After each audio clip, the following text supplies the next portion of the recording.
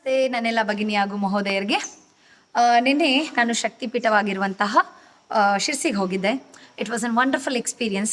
ನಂಗೆ ಎಲ್ಲರೂ ಕೇಳ್ತಾ ಇದ್ರು ಸುಸ್ತಾಗಿಲ್ವಾ ಅಂತ, ಬೆಳಗ್ಗೆ ಯೋಗಕ್ಕೆ ಬಂದಿದ್ಯಾ ಅಂತ. ಹೋಗಿದ್ದು ಟ್ರಾನ್ಸ್ಫಾರ್ಮರ್ ಹತ್ರ, ಅಂದರೆ ಅಮ್ಮನ ಹತ್ರ, ಮಾರಿಕಾಂಬ ಹತ್ರ. ಅವ್ರ ಹತ್ರ ಹೋಗಿದ್ದೆ ಶಕ್ತಿ ತಗೊಂಬರಕ್ಕೆ ಅಂತ ಹೇಳ್ಬಿಟ್ರು. ಶಕ್ತಿ ತಗೊಂಡು ಬಂದ್ಮೇಲೆ ಹೇಗೆ ಸುಸ್ತಾಗಿದೆ ಅಂತ ಮಲ್ಗಕ್ಕಾಗತ್ತೆ ಅಲ್ವಾ? ಸೊ ಹಾಗಾಗಿ ನಾವೇನು ಮಾಡ್ತಾ ಇದ್ದೀವಲ್ಲ ಅದರಲ್ಲಿ ಶ್ರದ್ಧಾ ಇಟ್ಕೊಂಡ್ರೆ ಏನೂ ಸುಸ್ತಾಗೋದಿಲ್ಲ. Of course we are human being. And ಮಳೆಯಲ್ಲಿ ನೆನೆಯೋದಕ್ಕೆ ನಂಗೆಲ್ಲರೂ ಬೈತಾ ಇದ್ರು ನನ್ನ ಭಗಿನಿಯರು.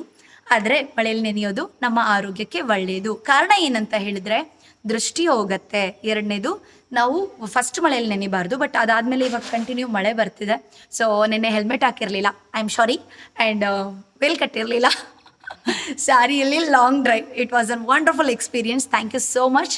ಮೊದಲು ಮಾರಿಕಾಂಬ ದರ್ಶನಕ್ಕೆ, ಅದಾದಮೇಲೆ ಆ ಪ್ರಸಾದಕ್ಕೆ, ಅದಾದಮೇಲೆ ಆ ಸ್ಕೂಟಿಗೆ ಆ್ಯಂಡ್ ನನ್ನ ತಂಗಿಗೆ, ಸೊ ಆ ಮಳೆಗೆ, ನೇಚರ್ಗೆ. ಸೊ ಯಾವಾಗ ನಾವು ಡೌನ್ ಟು ಅರ್ತ್ ಆಗಿರ್ತೀವಿ, ಎಲ್ಲದಕ್ಕೂ ಮನಸ್ಸಿನ ಆಳದಿಂದ ಥ್ಯಾಂಕ್ ಯು ಹೇಳ್ತೀವಲ್ವಾ, ಅವಾಗ ನಮಗೆಲ್ಲ ಸಿಗ್ತಾ ಹೋಗುತ್ತೆ. ಸೊ ಮ್ಯಾನಿಫೆಸ್ಟ್ ಚಿಕ್ಕದನ್ನ ಮಾಡಿದ್ದೀರಾ? ಯಾವುದಾದ್ರೂ ದೊಡ್ಡದು ಮ್ಯಾನಿಫೆಸ್ಟ್ ಮಾಡ್ಕೊಂಡು ಹೋಗೋದಲ್ವಾ?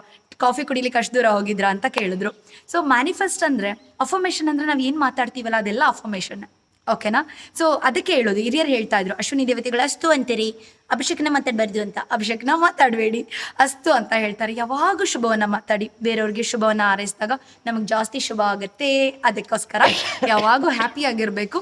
ಹ್ಯಾಪಿಯನ್ನು ಅಟ್ರಾಕ್ಟ್ ಮಾಡ್ತೀವಿ, ಮ್ಯಾಗ್ನಿಫೈಸ್ ಆಗುತ್ತೆ. ಮ್ಯಾನಿಫೆಸ್ಟ್ ಮಾಡಿದ್ದು ಮ್ಯಾಗ್ನಿಫೈಸ್ ಆಗುತ್ತೆ. So do affirmations, manifestation, it will magnifies you. Okay, ನಮಸ್ತೆ, ಹ್ಯಾವ್ ಅ ನೈಸ್ ಡೇ.